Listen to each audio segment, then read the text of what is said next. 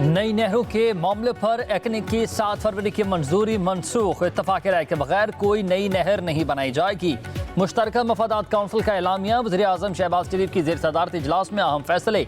नहरों का मनसूबा वापस लेने का फैसला इत्तफाक राय से किया गया।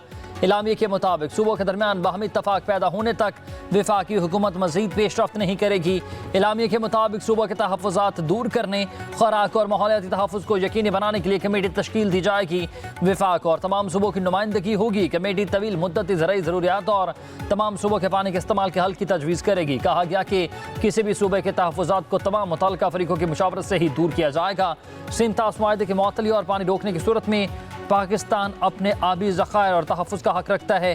भारतीय एक तरफ़ा गैर कानूनी और गैर ज़िम्मेदाराना इक़दामात की भरपूर मज़म्मत। कहा कि पाकिस्तान एक पुरअमन और ज़िम्मेदार मुल्क है, लेकिन हम अपना दिफा करना खूब जानते हैं। तमाम वज़राए आला का भारत के गैर कानूनी इक़दामात के ख़िलाफ़ वफाकी हुकूमत के शाना बशाना खड़ा रहने का अज़म।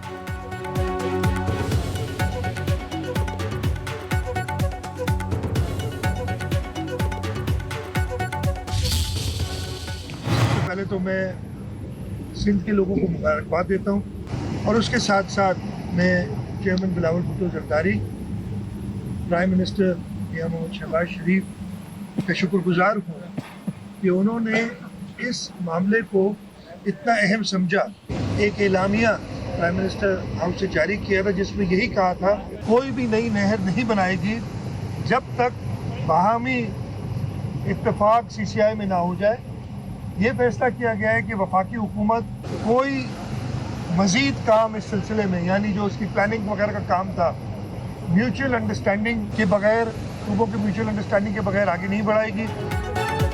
सिंध के लोगों को मुबारकबाद। नहरी मनसूबे से मुतल्लिक मामला हल हो गया। सूबों के दरमियान इत्तफाक राय के बगैर कोई नहर नहीं बनेगी। वज़ीर आला मुराद अली शाह की मुश्तरका मफादात काउंसिल इजलास के बाद मीडिया से गुफ्तगू। कहा कि दरिया सिंध पर नहरों के मामले को वज़ीर आज़म शहबाज शरीफ ने अहम समझा। नहरी मामले में सदर आसिफ अली जरदारी को बिलावजह घसीटा गया।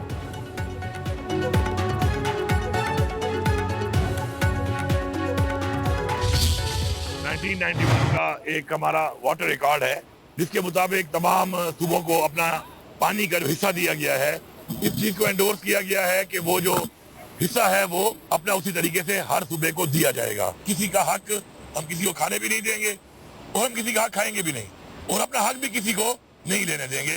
उस बुनियाद पे आज ये एक फैसला हुआ है और साथ ये बताया गया है कि जो कंसेंसस है आपस में और किसी सूबे की किसी और सूबे के साथ कोई मसाइल है तो वो बैठ के उसको वफायत से।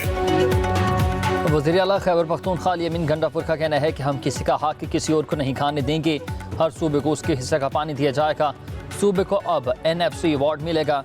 वज़ीर आला की मुश्तरका मफादात काउंसिल इजलास के बाद मीडिया से गुफ्तगू।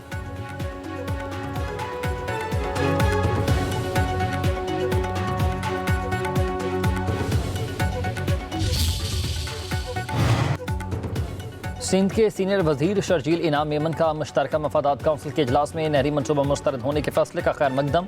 अपने बयान में कहा कि ये किसी की हार या जीत नहीं, ये पाकिस्तान की जीत है, ये आइन की बालादस्ती है।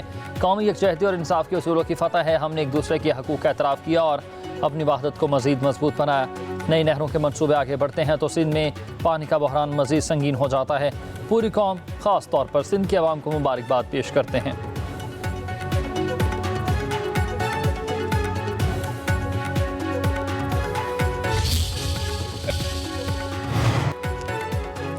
खित्ते पर जंग के बादल मंडला रहे हैं। दोनों ममालिक की अफवाज सरहदों पर आमने सामने है। वज़ीर दिफा ख्वाजा आसिफ कहते हैं कि कंट्रोल लाइन और वर्किंग बाउंड्री पर अफवाज महदूद है। 2-4 दिन अहम हैं, कुछ होना हुआ तो हो जाएगा वरना ख़तरा टल जाएगा। हम भारतीय जारहियत पर भरपूर जवाब देने के लिए तैयार हैं। तमाम इक़दामात मुकम्मल कर लिए। जंग का ख़तरा ज़रूर मगर कुशीदगी कम हो सकती है। हमारे 90,000 के करीब कश्मीरी बाशिंदे और मुसलमान शहीद हो चुके हैं। मुसलमानों की जायदादें जब्त हुई, उनके घर जलाए गए। हर 7 कश्मीरियों के ऊपर एक बंदूक बरदार मुसल्लत है जो उनके सीनों की तरफ बंदूकें ताने खड़ा है। गली गली नाके लगे हैं, पैरे लगे हैं, चौकियां हैं, चेक पोस्ट हैं। 7-8 लाख भारतीय सिपाह वहां बरस से मौजूद है 3 दहाइयों से। अब पूछा जाए कि जब 7 लाख फौज तुम्हारी मौजूद है, जब कोई परिंदा पर नहीं मार सकता, मकबूजा कश्मीर में मजालिम का सिलसिला बहुत पुराना है। 90,000 मुसलमान शहीद हो चुके, जायदादें जब्त कर ली गईं। सेनेटर इरफान सदीकी का सेनेट में इजहार ख्याल, कहा कि मकबूजा कश्मीर में हर 7 अफराद पर एक फौजी बंदूक ताने खड़ा है। जगह जगह चौकियाँ और नाके हैं। 7 लाख फौज की मौजूदगी में मकबूजा कश्मीर में परिंदा भी पर नहीं मार सकता, तो हमलावर कहाँ से आ गए और सयाहों पर हमला करके चले भी गए। भारतीय फौज क्या झक मार रही थी? पहलगाम वाक़े के 10 मिनट में ही FIR दर्ज कर ली गई।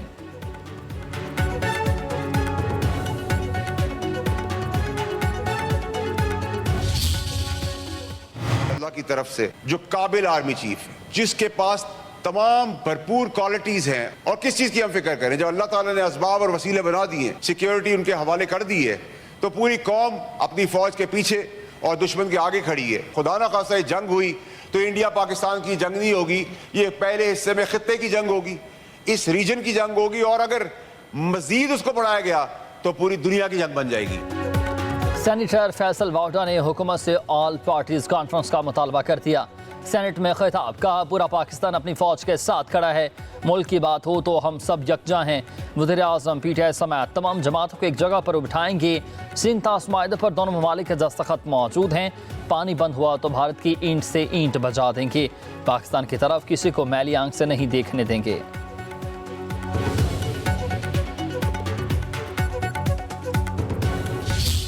अपने गिरबान में पहले देखें और फिर इल्ज़ाम पाकिस्तान पे लगाएं। असल मकसद उनका ये है कि जो हमारा सिंध तास मुआहदा, ये इसको ख़त्म करना चाहते हैं। पहलगाम में जो वाक़या हुआ, ये इल्ज़ाम बदनीयती पे मबनी है। दुनिया प्रोपेगेंडा को पहचानते हैं, सियासी मकसद निकालने की कोशिश कर रही है ये मोदी की हुकूमत। नफ़रतें हैं फैलाने की कोशिश कर रही है, और इसको इस्तेमाल करना चाहते हैं वो कि मज़ीद तशद्दुद किया जाए कश्मीरी अवाम पे। हमारा हौसला वहाँ से शुरू होता है जहाँ पर डर ख़त्म होता है। भारतीय हुकूमत फॉल्स फ्लैग ऑपरेशन में तजुर्बाकार है। झूठे इल्ज़ामात उसकी पुरानी आदत है। इल्ज़ामात बदनीयती पर मबनी हैं। भारत पहले अपने गिरबान में झांके, फिर पाकिस्तान पर इल्ज़ाम लगाए। रहनुमा PTI बैरिस्टर अली जफ़र का सेनेट में इजहार ख्याल, कहा कि भारत एकतरफा तौर पर सिंध तास मुआहदा ख़त्म नहीं कर सकता। पूरा पाकिस्तान मुल्क के दिफा के लिए इकट्ठा हो चुका। हम बहादुर कौम धमकियों से नहीं डरते। भारत की लालची आंखें जेहलम और चनाब के पानी पर लगी हैं।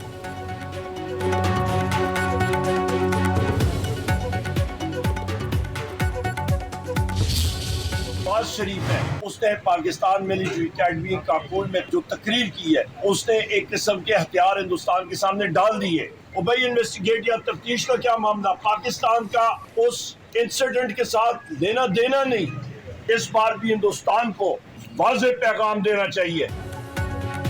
भारत को जवाब देने के लिए मजबूत लीडरशिप की ज़रूरत है। अपोजिशन लीडर उमर अयूब की मीडिया से गुफ्तगू, बोले कि काबीना में बुज़दिल लोग हमारे सरों पर सवार हैं। इंडिया के ज़ेर तसल्लुत इलाके में सिक्योरिटी नाकामी का पाकिस्तान से क्या लेना देना। उमर अयूब ने मज़ीद कहा कि वज़ीर आज़म शहबाज शरीफ ने हमें दीवार से लगाया हुआ है। पक्के के डाकों ने कच्चे के डाकों के साथ इल्हाक कर लिया।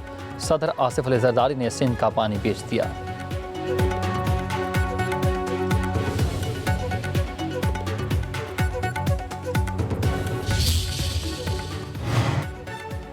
चौबीस करोड़ अफराद का दिल पाकिस्तान के साथ धड़कता है। पहले हम सिंधी, बलोची, पंजाबी थे, लेकिन आज सिर्फ पाकिस्तानी हैं। गौहर एजाज की प्रेस कॉन्फ्रेंस हुई, कहा कि हमें अफवाज पाकिस्तान पर फ़ख्र है। पाकिस्तान की तरफ नज़र उठाने वालों को समझ आना चाहिए कि कोई भी मैली आंख की तरफ देखेगा तो उनकी आंखें निकाल देंगे। कहा कि तमाम मसाइल एक तरफ, आज हमारा एजेंडा सिर्फ पाकिस्तान है। अपनी हर नाअहली पर पाकिस्तान पर इल्ज़ाम लगाना भारत की पुरानी रिवायत है।